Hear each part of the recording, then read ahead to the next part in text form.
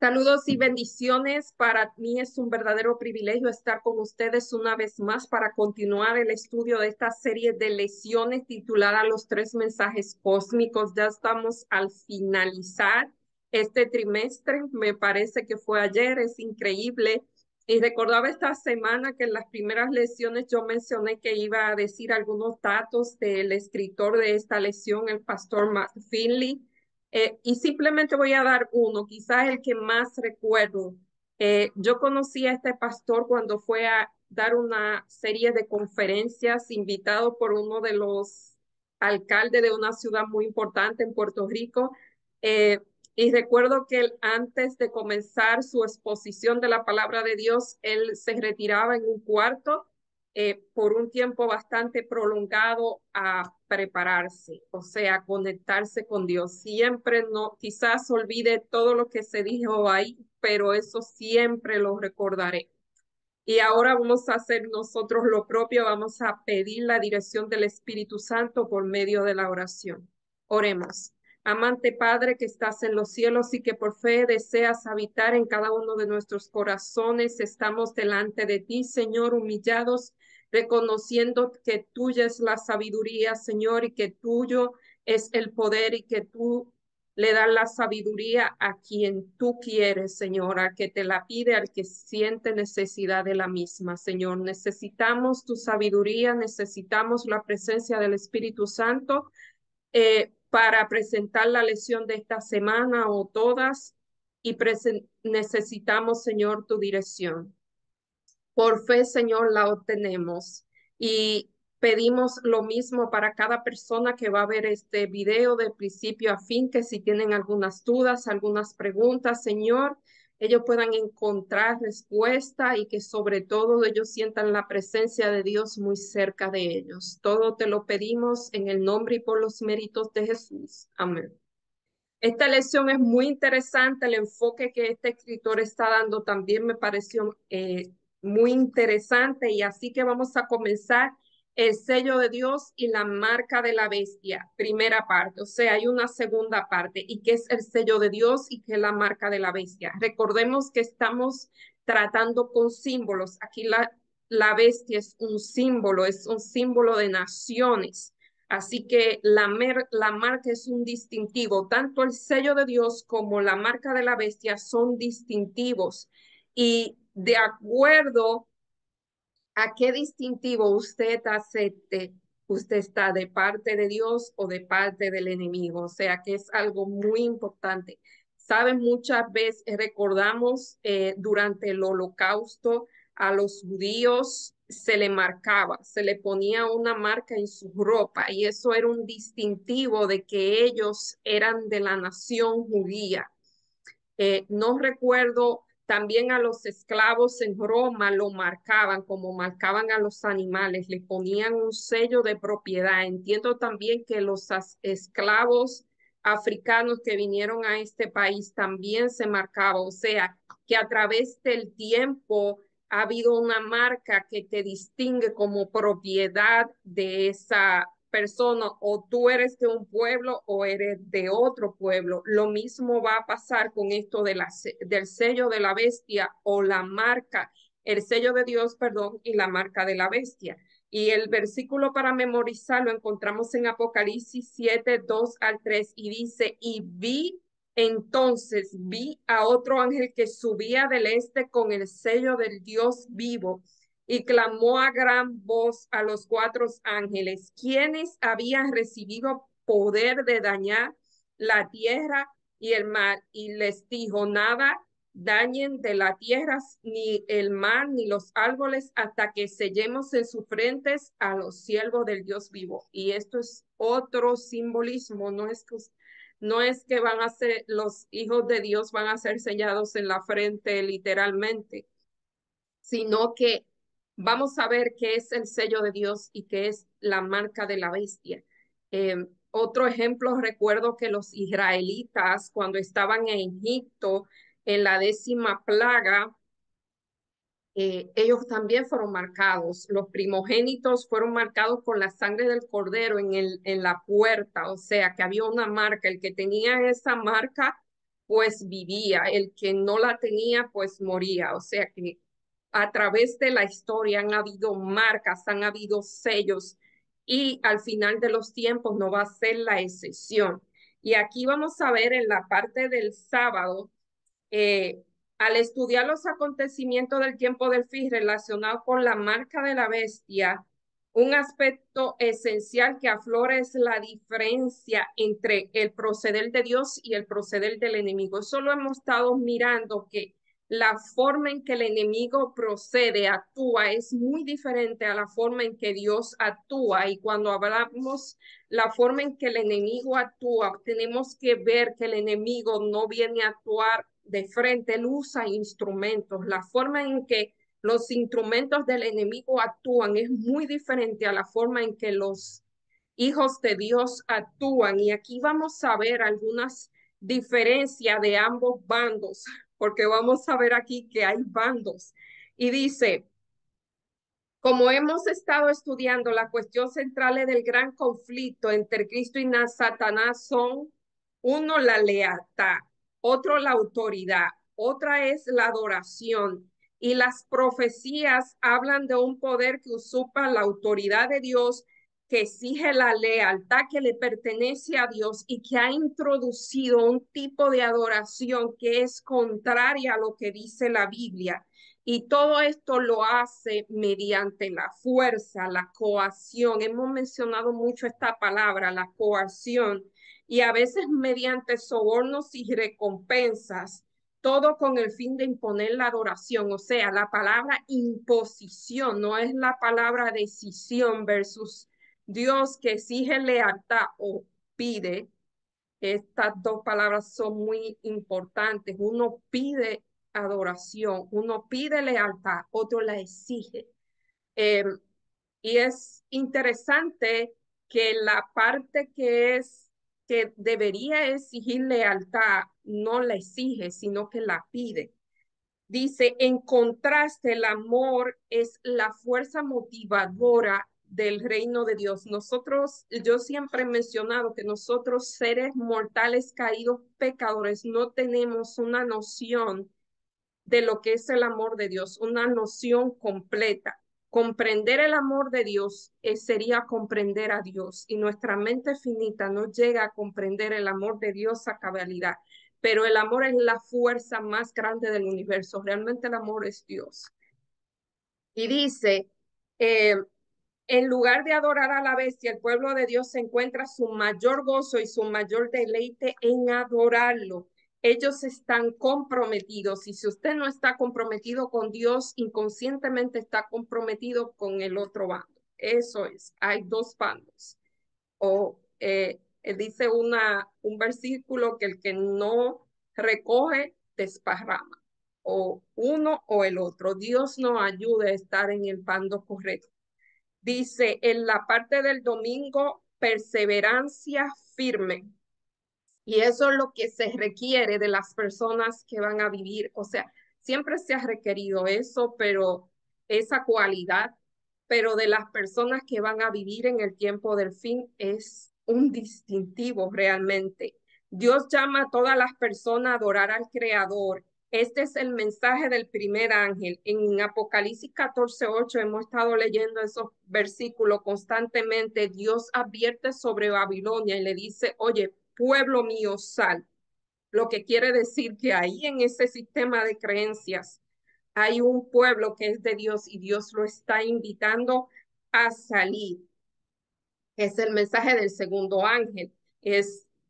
Y en Apocalipsis 14:9, el tercer ángel advierte sobre adorar a la bestia a su imagen. O sea, que hay una secuencia. Adora a Dios, el mensaje del primer ángel. Segundo, sal de Babilonia. Y el tercero, advierte que si alguno adora a la bestia a su imagen y recibe su marca en su mano o en su frente, este también beberá del vino de la ira de Dios. O sea, estos son simbolismos. ¿Por qué la mano? Porque la frente es donde pensamos, la frente es lo que pensamos, lo que decidimos. O sea, esto es una cuestión de decisión, o está con Dios o está con el enemigo. con el enemigo. O sea, uno decide aquí racionalmente y la mano es lo que tú haces. Así que tiene que ver con el decidir y con lo que tú haces. Lo que es la marca de la bestia tiene que ver con eso. Y entonces, en Apocalipsis 14:12, porque ambas son importantes, aquí dice, ¿qué dos características descubrimos en este pasaje? Y aquí está el versículo que lo encontramos en Apocalipsis 14:12. Aquí está la paciencia de los santos, aquí están los que guardan los mandamientos de Dios. Y en unas versiones dicen tienen la fe de Jesús, otras versiones dicen tienen el testimonio de Jesús. O sea, esta gente tiene paciencia y guardan los mandamientos de Dios. Hemos mencionado que los mandamientos de Dios son el carácter de Dios. O sea, este grupo de personas reflejan el carácter de Dios. Y una de las características, vuelvo y digo, es la paciencia. ¿Y qué significa la paciencia? La paciencia es la palabra griega que en griego es upomone, upomone, y significa perseverancia firme o tesón. Esta palabra tesón rara vez es utilizada, pero una persona con tesón es una persona realmente que tiene firmeza, es perseverante y es firme. Se podría decir que raya en la terquedad, pero no es lo mismo perseverancia y terquedad. Realmente la terquedad tiene que ver cuando uno persevera en el lado equivocado, eso es terquedad, pero cuando uno persevera en el lado correcto, eso se llama perseverancia y es una perseverancia firme. ¿Y por qué el pueblo de Dios? O sea, ¿por qué es tan importante la paciencia, la perseverancia en los últimos días? Es importante por lo que siempre ha sido. El pueblo de Dios de los últimos días va a volver a ser perseguido. Y yo digo que va a volver a ser perseguido porque nosotros todavía tenemos relativa libertad de adoración. Hay en lugares donde eso no existe y cada vez se está restringiendo.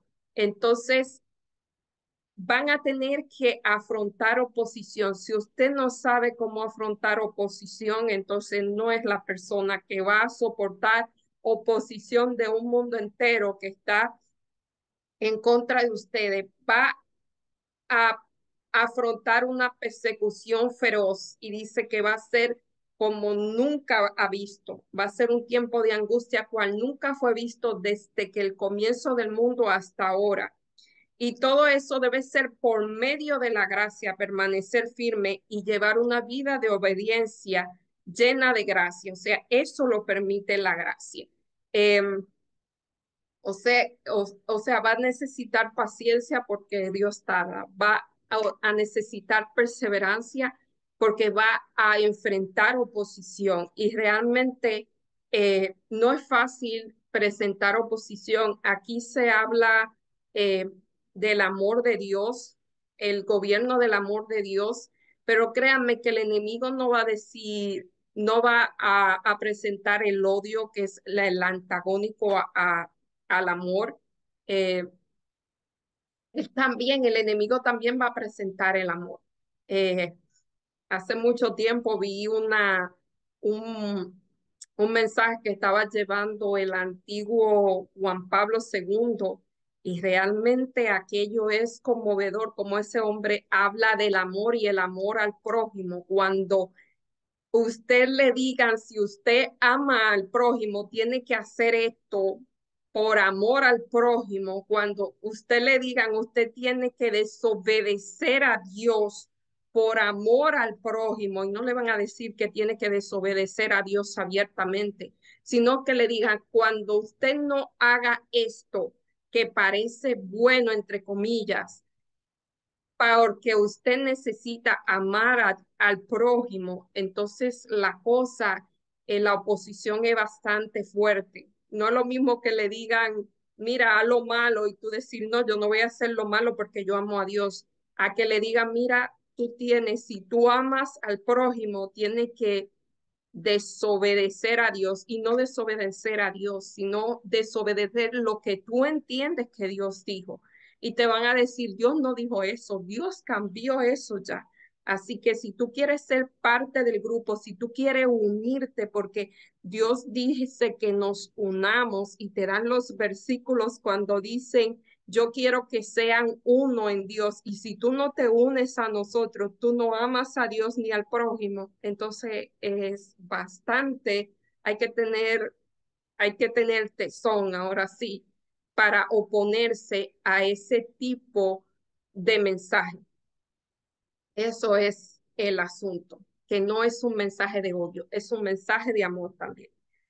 Dice, adorar al creador se contrapone abiertamente con adorar a la bestia. Si tú adoras a Dios, automáticamente no vas a adorar a la bestia. Si tú adoras a la bestia, automáticamente vas a dejar de adorar a Dios.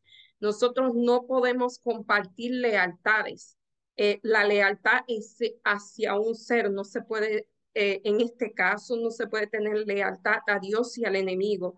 Dice el Glan, este conflicto final sobre la lealtad a Cristo, la lealtad del poder de la bestia, gira en torno a la adoración. Todo es adoración, todo es el centro del gran conflicto entre el bien y el mal. ¿Cuál es el mandamiento que habla del Creador y cuál es el mandamiento que habla de adorar a Dios? Pues el que está en el medio del decálogo, el sábado. Por eso se ataca tanto ese día. No es el día, es lo que significa. Y ese mandamiento también es el que tiene el sello de Dios. Dijimos que un sello en la antigüedad era algo que decía el nombre del gobernante, eh, el territorio que gobernaba ese gobernante, valga la redundancia, y en el sábado encontramos la firma de Dios. Acuérdate del día de reposo para santificarlo. 6 días trabajarás y hará toda su obra y termina, porque yo soy Jehová que lo santifico. O sea, dice el nombre y de quién él es gobernante. Es el sello. Y en Romanos 8, 1 al 4 y Efesios 2, 8 al 10, Colosenses 1, 29, ¿qué nos enseñan estos mensajes sobre el resultado de vivir en fe? Y en Romanos 1, 8 al 4 dice, ninguna condenación hay para los que están en el Espíritu. Miren, ese texto yo les recomiendo realmente que lo guarden por ahí porque es muy interesante lo que dice. Dice ahora no hay ninguna condenación para quien, para los que están en Cristo Jesús, lo que andan, lo que no andan conforme a la carne, o sea, conforme a las cosas de este mundo, a la concupiscencia de este mundo, sino conforme al Espíritu. O sea, para no haber condenación, hay una condición. Tú estás en Cristo y no andas en la concupiscencia del mundo, sino en las cosas de Dios. Porque la ley del Espíritu es vida en Cristo Jesús, que me ha liberado de la ley del pecado y de la muerte, porque lo que era imposible para la ley, por cuanto era débil por la carne, o sea, Dios enviando a su Hijo a semejante de la carne y de pecado, a causa del pecado, condenó el pecado en la carne. Y esto parece un trabalengua típico de Pablo. Y dice, porque la justicia de la ley se cumpliese en vosotros, que no andamos conforme a la carne, sino conforme al Espíritu. Y aquí mencionado carne. Cristo se hizo carne, Cristo se hizo humano para en la humanidad, donde Adán falló en la humanidad, él realmente condenó al pecado porque él no pecó.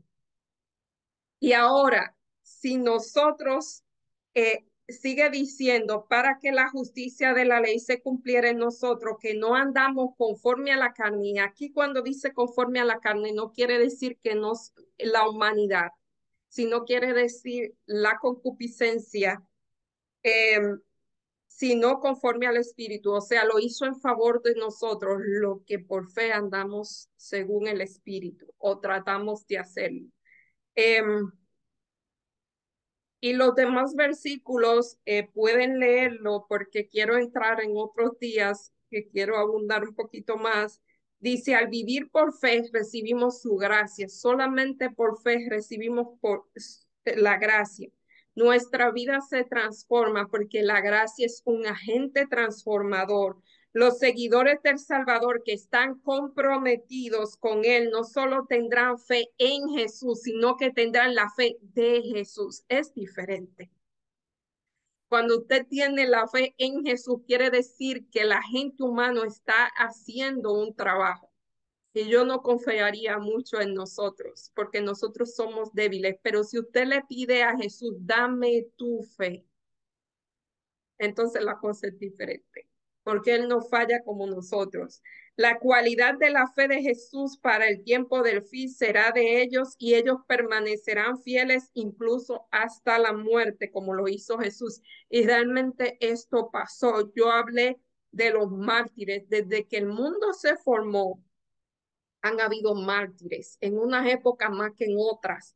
Y ellos lo han hecho, dice el espíritu de profecía, que Dios le concede una gracia especial a los mártires y por eso ellos no sufren. Ellos alaban a Dios mientras su carne se estaba quemando, mientras estaban clamando en una cruz o mientras eran devorados por bestias salvajes. Ellos alababan y perdonaban mientras eran apedreados, ellos alababan a Dios, así que eso es una gracia, eso no es humano.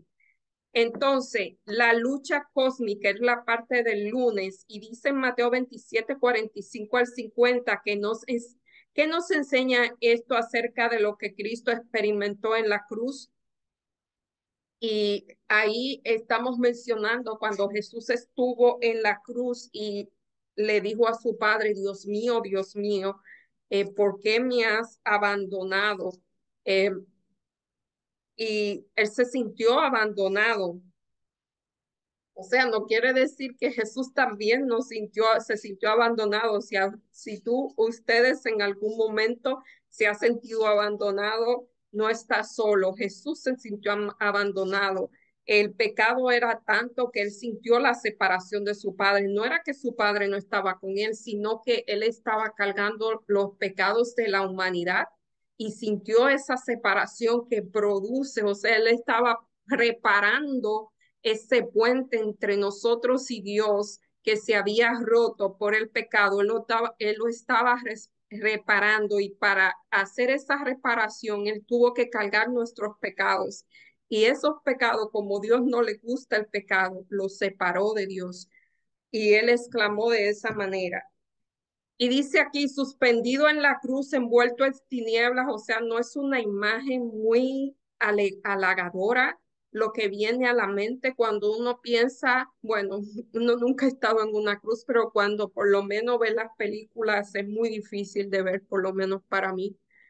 Cuando uno ve esa violencia, cuando uno ve las tinieblas, la culpa, él no tenía pecado, pero tenía el pecado de la humanidad, la vergüenza, se dice que él fue crucificado desnudo y la condenación de los pecados del mundo a cuesta y aislado del sentido del amor, o sea, la conexión de amor que Jesús tenía con su Padre se vio interrumpida por un momento y se dice que eso fue lo que le causó eh, el dolor tan fuerte que su corazón se quebrantó, su corazón se rompió literalmente. Jesús murió fue del corazón, no fue por los clavos, no fue por la tortura, fue realmente por la separación que causó de su padre el pecado y porque eso le causó una ruptura de corazón. Así que eso fue lo que ocurrió.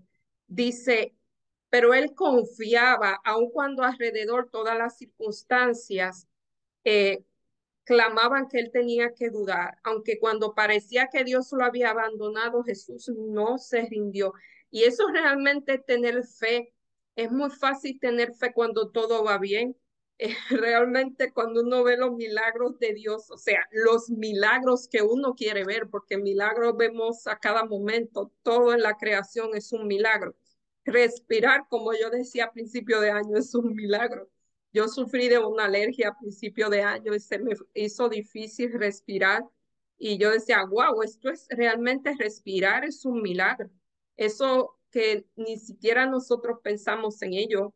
Poder comer es un milagro, poder ver es un milagro, poder escuchar. O sea, si nosotros contamos lo que hace nuestro cuerpo, que nosotros tenemos conciencia, nosotros somos milagros ambulantes. Pero cuando no vemos los milagros que queremos ver, es muy fácil dudar de Dios. Estaba yo hablando con una persona el día de hoy y decía que hay dos tipos de personas, según mi percepción. Una que cuando las cosas van mal se olvidan de Dios y otra que cuando las cosas van mal pues se aferran más a Dios.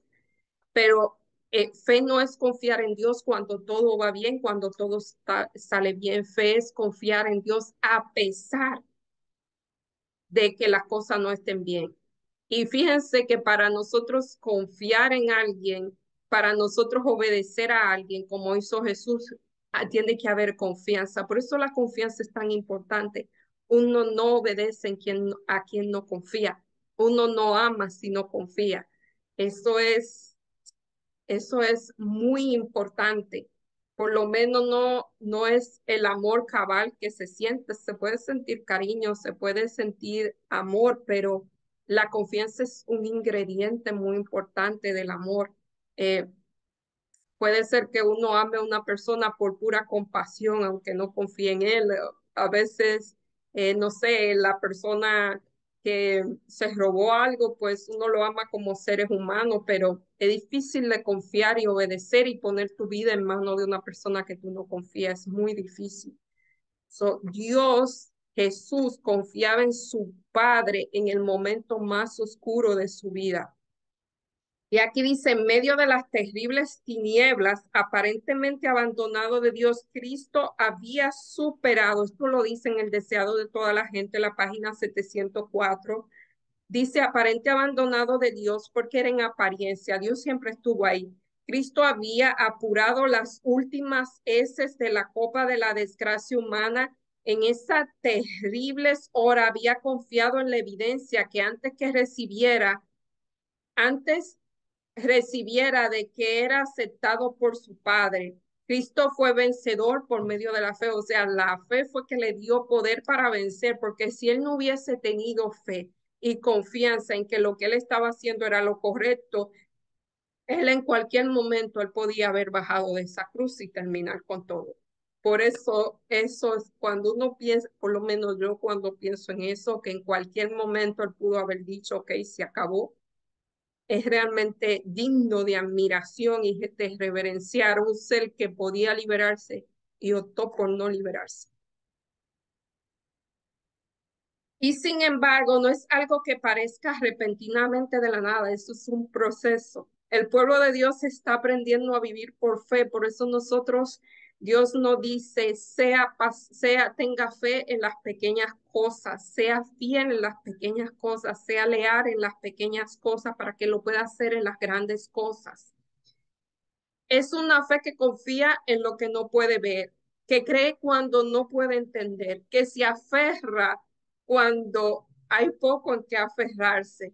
Es la fe de Jesús, es un don que recibimos por fe y que nos conducirá en medio de la crisis que tenemos por delante.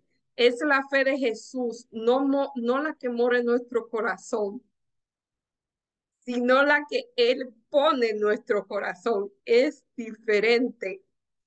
Nos permite adorar a Cristo como supremo y soportar con paciencia cuando la marca apocalíptica de la bestia se haga cumplir. Esto es muy importante que sepamos lo que va a pasar, pero es importante también estar preparado para afrontar si nos toca enfrentar lo que va a pasar. Y esta es la manera. Por eso me ha encantado mucho el enfoque que este escritor ha dado, porque él está diciendo cómo tú vas a afrontar lo que va a venir. Dice, el justo vivirá por fe. Gálatas 3:11 y ver Habacuc 2:4 también no habla de fe. El tiempo para la preparación es ahora. Cada prueba ahora se lleva con fe, puede dar frutos preciosos en nuestra vida. Así que estamos en un momento que sea que vivamos los tiempos del fin o no, Dios está puliendo un carácter en cada uno de nosotros. Ese es el propósito realmente por la que estamos aquí. Nosotros tenemos diferentes propósitos, pero el propósito principal de la vida es que Dios forje, como se forje el oro, en un carácter en nosotros. Él forje su imagen en nosotros. Cosechamos lo que sembramos. La profecía ligada a la marca de la bestia hace referencia a la intolerancia religiosa. Va a haber tiempo de intolerancia religiosa. Hay intolerancia religiosa ahora mismo. En otras partes hay intolerancia religiosa. Eh, Hay un boicot económico, a la persecución y finalmente un decreto de muerte. O sea que esto va a haber en creciendo, va a ser paulativamente, no va a ser así de un momento a otro, sino que nos van a ir llevando a esa culminación y lo final va a ser un decreto de muerte. Sorprendentemente, también es un mensaje de ánimo. Incluso en el peor momento, Dios sustentará a su pueblo. Recuerden cuando Elías estaba, esto es un pequeño, también es un pequeño simbolismo de lo que va a pasar al tiempo del fin, cuando Elías era perseguido por Jezabel, que él huyó, tenía miedo, perdón, él huyó, no huyó, sino que se fue al desierto y había una hambruna en todo el país, no había comida. ¿Y qué le pasó a Elías? Dios lo sustentó, le trajo los cuervos. El ave que es un ave de rapiña le trajo pan a Elías. O sea que Dios va a sustentar a su pueblo.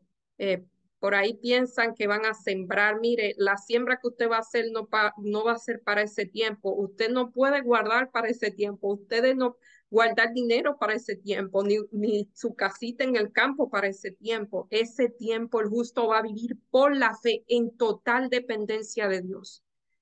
La siembra va a ser para otra cosa más adelante, pero para ese tiempo no va a haber ni dinero, no va a haber comida, no va a haber nada.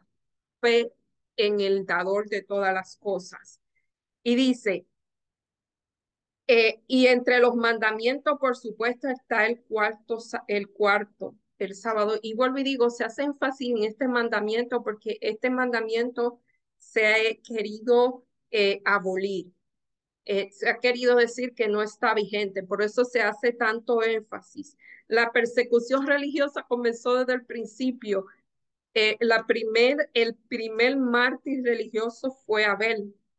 Caín lo mató por envidia, por celos, y Abel murió simplemente por hacer lo que Dios quería, por darle a Dios el tipo de adoración, el tipo de sacrificio que Dios pedía.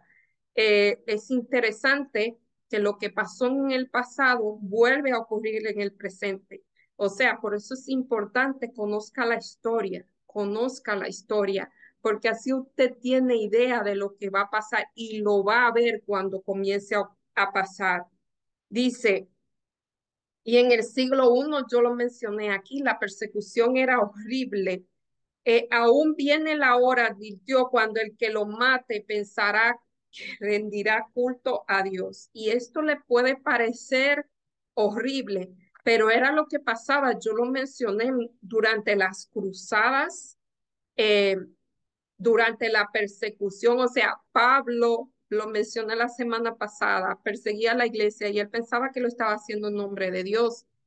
Las cruzadas, es más, el símbolo de la cruzada era una cruz. El símbolo de Constantino era una cruz y una C. Y ellos perseguían a los cristianos. Vamos a ver más adelante que ellos se deshicieron de 3 reinos. O sea, fue algo bien cruel, bien cruel. Y todo, habían informes en que a veces mataban un montón de gente. Una vez en Francia hubo una masacre grandísima y cuando se lo fueron a decir a la gente que estaba allí en Roma, ellos adoraron a Dios, celebraron en el nombre de Dios y estaban matando gente, personas que adoraban a Dios. Y entonces, la profecía de la marca de la bestia tiene que ver con el eslabón final en esta cadena impía, que las persecuciones del pasado está diseñada para obligar a todos a ajustarse a determinado conjunto de creencias y de un sistema de culto autorizado. O sea, ¿es esto o es nada? En Apocalipsis 13, 15 al 17, ¿qué enfrentará el pueblo de Dios en la crisis final? Dice, y le permitió infundir aliento a la bestia. Vamos a leer esto. Esto es muy interesante. Apocalipsis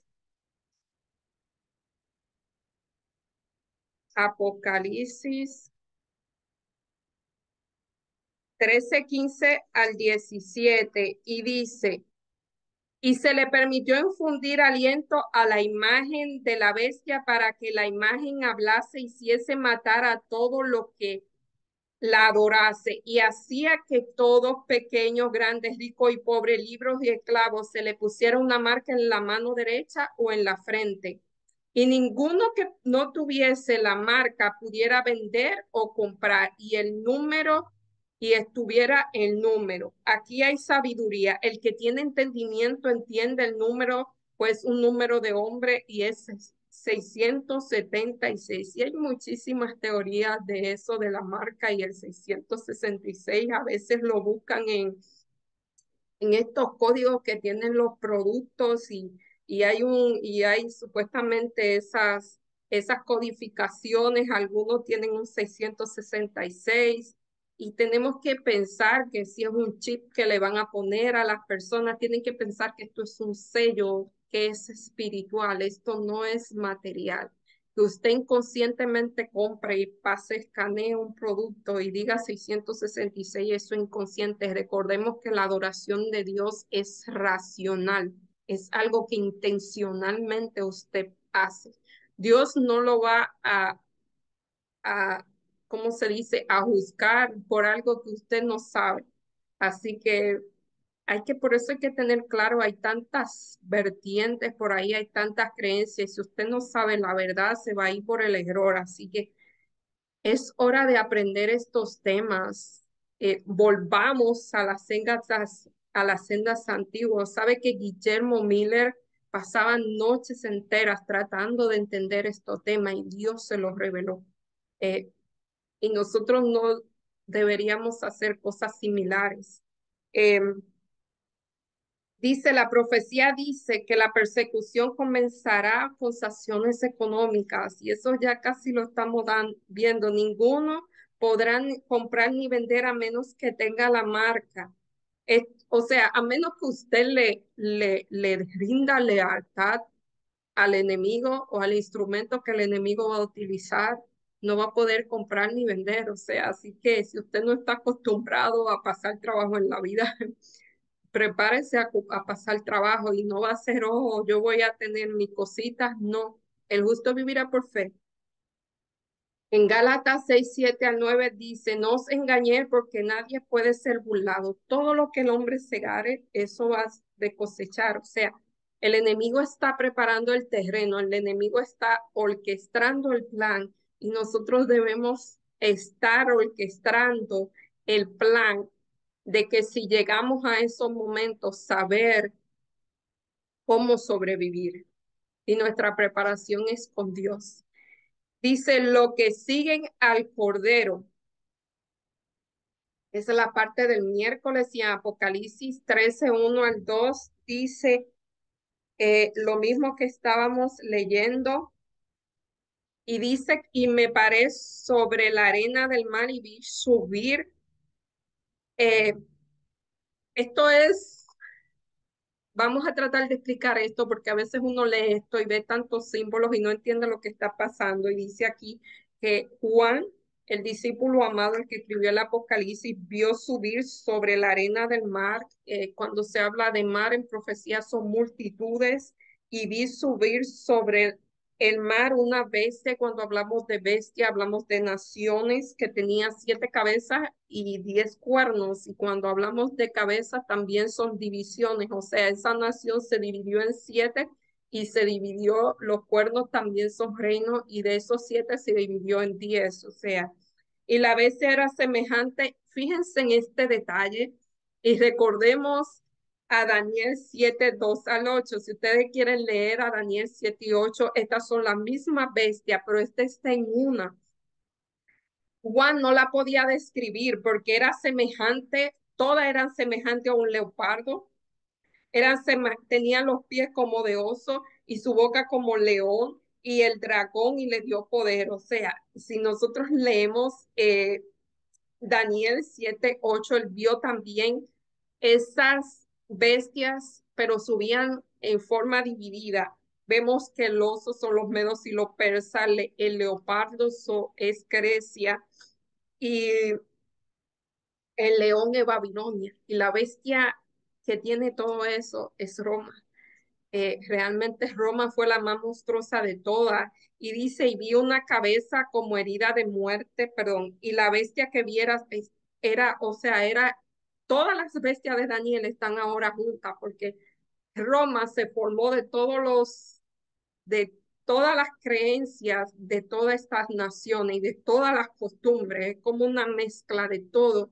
Y dice, y vi una cabeza como herida de muerte, pero su herida mortal fue sanada y se maravilló toda la tierra en pos de ella.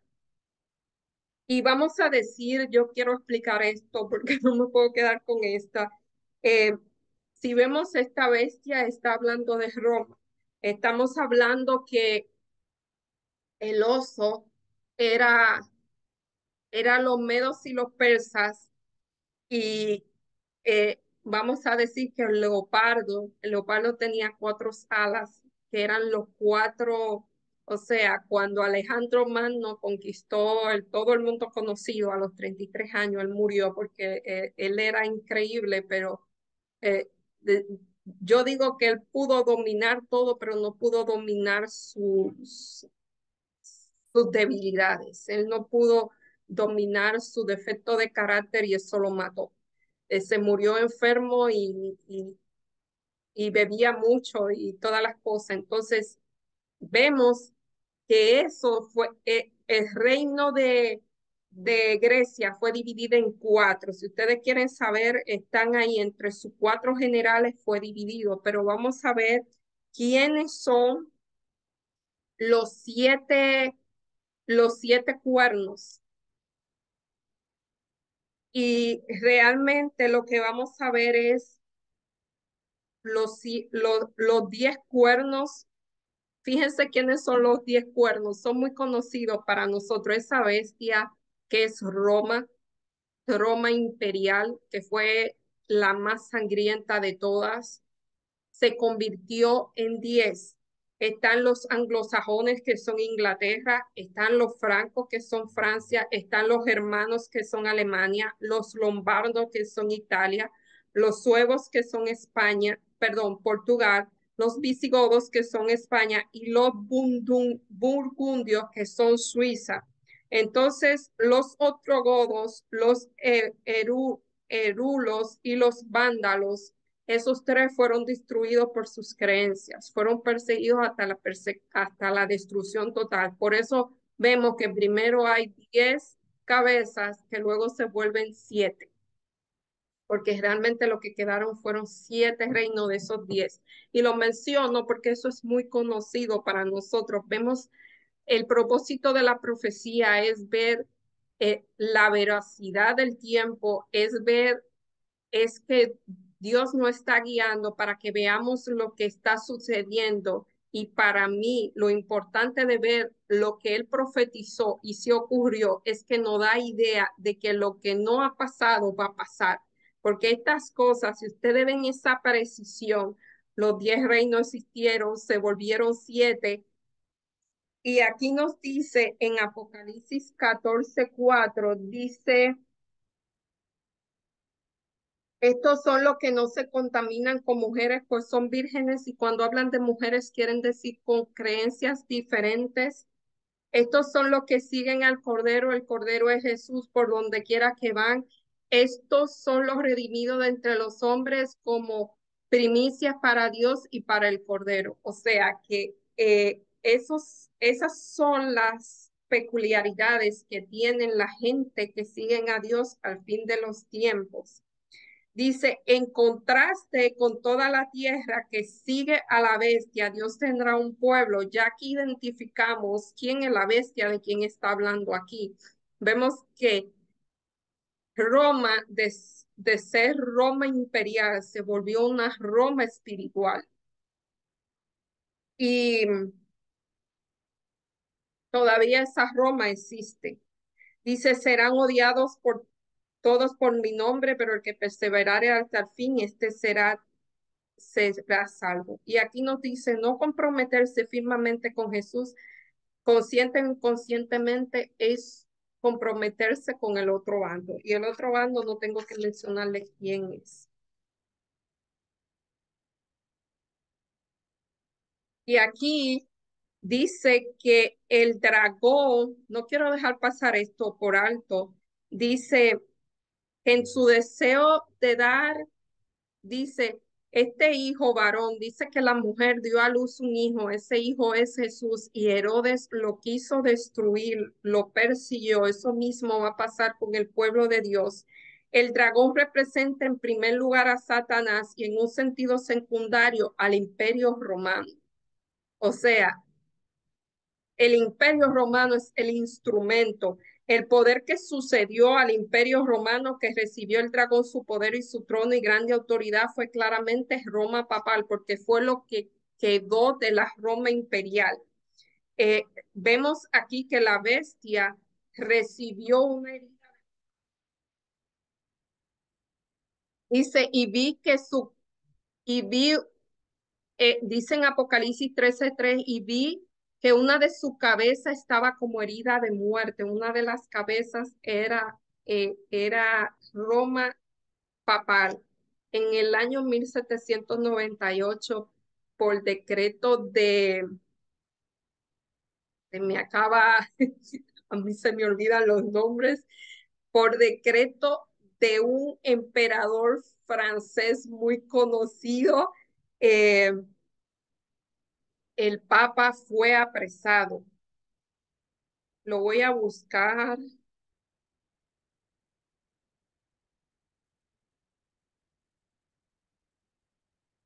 Yo tengo tantos nombres en mi cabeza que se me olvida.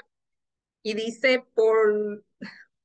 por decreto de Napoleón Bonaparte, que era el emperador, se hizo proclamar el emperador de Francia y él se rebeló contra todo el abuso que estaba cometiendo el imperio papal. Ellos se adueñaban de las naciones y hacían que los gobernantes lo sirvieran a ellos y lo humillaban. Este hombre se cansó de todo eso y él dice que por orden de Bonaparte, del general Bonaparte, que era el emperador Bonaparte, el general Berthier eh, apresó al Papa. Eso fue un atrevimiento muy grande. Pío VI se llamaba, y esa fue lo que se dice que es la herida de muerte. Y esa herida fue recuperándose cuando Mussolini de Italia, pues en los 1920 me parece, otra vez le devolvió el trono al papado, o sea, desde el 1798 hasta el 1900 tanto, el papado no tenía el poder que tenía antes. Y viene este señor Mussolini de Italia y le devolvió, era un dictador, le devolvió parcialmente el poder. Todavía ellos no tienen todo el poder que tenían en la Edad Media, pero cuando eso pase, lo mismo que pasaba en la Edad Media volverá a ocurrir. Aquí nos dice algo que dice eh, un historiador, A.S. Flick, que dice, el dragón representa en primer lugar a Satanás y en un sentido secundario al imperio romano. El poder que sucedió al imperio romano el, que recibió el dragón, su poder y su trono, grande autoridad, fue claramente Roma papal. Esto está o sea, yo no quería decir esto así tan fríamente, pero estamos hablando de un sistema, estamos hablando de los instrumentos, así que hay que tener en claro, hay mucha gente que aunque están en la fila de esa iglesia hermana muy querida, ellos saben que los gobernantes de esa iglesia, las cabezas de esa iglesia no están bien, así que eh, por eso lo decimos y lo decimos con mucho respeto. Realmente, eh, como le digo, el llamado de Dios es que salgan. Lo que realmente creen en Dios es que salgan, porque ese poder quiere usurpar en la posición de Dios. Y en Apocalipsis 13, 14 y 5 dice, 13, 4 y 5 dice, adorad al dragón que había dado autoridad a la bestia, adoraron a la bestia diciendo, ¿quién como la bestia? ¿Y quién podrá luchar contra ella? También se le dio boca que hablaba grandes cosas y blasfemias y se le dio autoridad para actuar 42 semanas y las 42 semanas, esto es interesante porque las 42 semanas, si ustedes multiplican 42 semanas, 42 por 7, o sea, 42, no son 42 semanas, son 42 meses.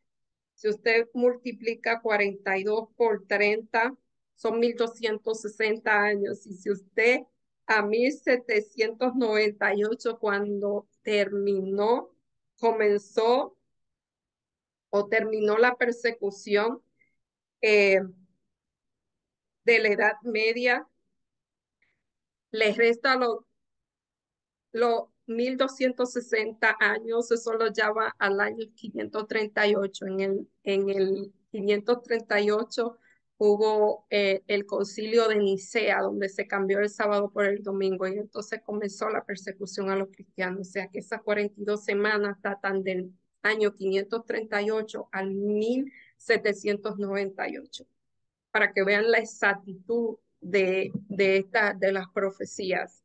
Y entonces, ¿de qué se está acusando este poder? De que es un poder blasfemo. ¿Por qué blasfema? Eso lo podemos encontrar en Lucas 5:18. Aquí vemos que Jesús sanó a un paralítico y antes de sanarlo le dijo que tus pecados te son perdonados. Y los maestros de la ley que estaban ahí, los fariseos, se o sea, los llamaron blasfemos, rasgaron su ropa.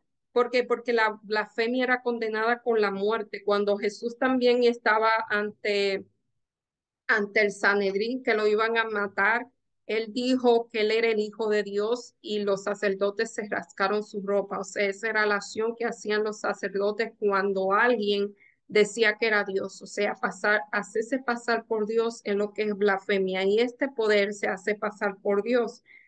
Y dice, los dirigentes acusaron a Jesús de blasfemia porque es un pecado muy grande. Aquí le voy a mencionar algo que dice este poder. Dice, mientras en primera de Timoteo 2:5 enseña que hay solamente un Dios, un mediador entre Dios y los hombres, Jesucristo, hombre. Este poder enseña que el sacerdote es mediador entre Dios y el hombre y que tiene el poder de perdonar pecado. O sea, cuando Jesús dijo que perdonaba el pecado al paralítico, todo el mundo pues reaccionó de forma negativa. Todo el mundo, no los sacerdotes, porque dijeron, este hombre se está haciendo pasar por Dios. Pues este poder se hace pasar por Dios porque él dice que puede perdonar los pecados, que hay que confesarle los pecados a ellos y los pecados solo se le confiesan a Dios y solamente tiene Dios autoridad de perdonarlos. Y entonces dice otra cosa, pero debido a que el sacerdote mismo es un ser humano y pecador, no puede ser nuestro mediador, porque nuestro mediador, ¿quién es? El Espíritu Santo. Os le enviaré otro consolador.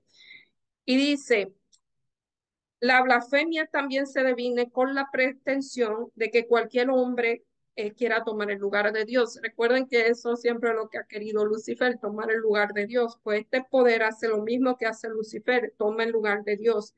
Y aquí nos dice el Papa es de tan grande dignidad y tan exaltado que no es un mero hombre, es como si fuera Dios en la tierra. Esto lo dice Lucius Ferrari, Papa, artículo 2 en su pronta biblioteca, el tomo 6, la página 25 al 29. El Papa León XIII se jactó, nosotros los papas tenemos en esta tierra el lugar de Dios Todopoderoso. Esto es una encíclica que la escribió el Papa Leo XIII. Estas afirmaciones se vuelven más relevantes porque son blasfemia, o sea, blasfemia. Esto es un poder blasfemo que quiere usurpar el lugar de Dios, el mismo deseo que tuvo Lucifer. Y aquí en la parte del viernes, ya para terminar, dice, desde el origen de la gran controversia en el cielo, el propósito de Satanás ha sido destruir la ley de Dios. Para realizarlo, comenzamos su rebelión contra el Creador y aunque fue expulsado del cielo, continuó la misma guerra en la tierra. Engañar a los hombres y así inducirlos a transgredir la ley de Dios, tal fue el objetivo que persiguió sin cesar. Sea esto conseguido haciendo a un lado toda la ley o descuidando en sus preceptos, el resultado será simplemente el mismo. Mire, aunque el, el atributo o vamos a decir lo que mueve el universo es el amor de Dios. Aún así, Dios tiene leyes que se deben cumplir, pero Él no obliga a nadie a cumplir las leyes, pero Él te invita a cumplir las leyes. Un reino donde no hay ley es una anarquía, se volvería un desastre. Así que el gobierno de Dios es muy organizado y Dios mora donde hay organización. Cuando hay unos desastres ahí medio raros, Dios no mora. Dios es un Dios de orden y usted lo ve, simplemente vea, el sol sale a una hora, se puede predecir a qué hora va a salir el sol y a qué hora se va a acostar, o sea, sigue un orden. Eh, Hay muchas cosas que sí, que usted ve en la naturaleza y tienen ciclos, tienen orden. Lo que hablan es que el creador es un Dios de orden. Pero aún así Dios no impone esa lealtad. Dios te da la libertad de elegirlo. En su afán de desacreditar los preceptos divinos, Satanás ha pervertido las doctrinas de la Biblia y de esta manera se han incorporado errores en la fe de millares de personas que profesan creer en las escrituras. Y la falta de esos errores es el desconocimiento tan grande que hay. Eso es increíble, se ve a diario. El último gran conflicto entre la verdad y el error no es más la última gran batalla de la controversia que se viene desarrollando hace tanto tiempo, lo que comenzó en el cielo, eso es todo. Lo que estamos viviendo es lo que comenzó en el cielo con Lucifer. Esa batalla es la que se ha prolongado por los siglos y dice, en esta batalla estamos entrando ahora, es la que se celebra entre las leyes de los hombres y los preceptos de Jehová, entre la religión de la Biblia y religión de las fábulas y tradiciones. O sea, eso es lo que está en conflicto. Está en conflicto nuestra mente, está en conflicto en quien adoramos, está en conflicto en lo que creemos, está en conflicto la verdad y el error y para saber la verdad y el error debemos filtrar lo que leemos y lo que vivimos por la Biblia. Personalmente a mí me gusta mucho la filosofía, la letra, pero yo hago una cosa, yo filtro lo que yo leo con lo que dice la Biblia. Si lo que yo leo está en contra de la Biblia, pues no hay cabida para eso. Eh, pero para eso hay que estudiar la Biblia sobre todas las cosas, porque es el libro de los libros. Y dice, en el Apocalipsis, el principio del fin, la adoración y la creación están indisolublemente unidas. La invitación es adora al Creador. La esencia de la controversia entre el bien y el mal y los problemas que rodean la marca de la bestia gira en torno a que si Dios es digno de adoración. El enemigo ha querido que nosotros dudemos de que Dios es digno de adoración. Como hemos visto, el concepto de Cristo como creador está en el corazón mismo de la adoración sabática. Jesús destaca constantemente la importancia del día el cual él autodenomina Señor. El sábado es un recordatorio interno de nuestra identidad, quiénes somos. ¿Quiénes somos? A cada instante, a cada momento, Dios quiere hacernos dudar de quiénes somos, a quién pertenecemos, de quién somos hijos. Eso lo quiere hacer dudar. Constantemente refuerza la idea de que somos seres creados y que nuestro creador es digno de adoración. ¿Por qué es digno de adoración? Porque Él es el creador. Y si el enemigo dice que no hay creación, que lo que hay evolución, entonces no podemos o adorar al creador. Recuerden que el enemigo siempre lo que ha querido es la adoración que le pertenece a Dios, que se la demos a Él. Y Él quiere eso. Así que tenemos que estar pendientes. Me encantan que estas lesiones hayan llegado. Ya casi no se hablan de estos temas. Es muy importante que volvamos a las sendas antiguas. Y claro, no es que vamos a hablar siempre del mismo tema, pero entre los temas que estudiemos incluyamos esto, porque es increíble el desconocimiento. Y lo que más es preocupante para mí, que hay muchas vertientes, hay muchas ideas erróneas por ahí. Me parecen increíble cuando le escucho la falta de conocimiento, eh, la falta de tener el conocimiento de cómo interpretar estos hechos. Es realmente sorprendente. Y a nosotros que se nos han dado todos estos mecanismos, todas estas herramientas, de verdad debemos aprovecharla y tomar tiempo y estudiar eso. No es tiempo de andar estudiando, o sea, no podemos pasar la vida estudiando lo mismo, debemos ir a las profundidades. Como yo siempre lo he dicho, el mar por fuera es hermoso, pero cuando usted va a la profundidad, aquello es increíblemente maravilloso. Así que hay que aprender a bucear, hay que aprender a bucear, hay que emprender ahí adentro. Así que sin más me despido. Yo creo que el mensaje de esto es que debemos estar preparados, debemos permitir que Dios a través de las pruebas y los conflictos, y este escritor sabe lo que es una prueba. Mencioné al principio que él ha estado muy enfermo en mucho tiempo, pero veo que él sigue con la misma fuerza y realmente es lo que Dios pide de nosotros, que nos dejamos moldear por él, no por el humano. El humano no sabe lo que nosotros necesitamos, pero Dios sí, Dios sí. Dice que humillémonos bajo la poderosa mano de Dios y Él nos acertará a su debido tiempo, bajo la mano poderosa de Dios. Así que, sin más, me despido. Vamos a despedirnos en oración. Amante Padre, gracias por que tú nos has dejado un mapa. Gracias porque nosotros podemos saber exactamente en qué momento de la historia nos encontramos. Gracias también porque nos da herramientas que nos enseña, nos prepara para tener el carácter que tú quieres o que necesitamos para afrontar estas situaciones si es que las llegamos a vivir. Ayúdanos, capacítanos cada día, Señor, a ser llenos de su Santo Espíritu, Señor, y tener ese amor por ti, ese amor sabiendo que si tú pudiste bajarte de esa cruz y no lo hiciste fue por amor a nosotros. Ese mismo amor nos inspire a buscarte en espíritu y en verdad.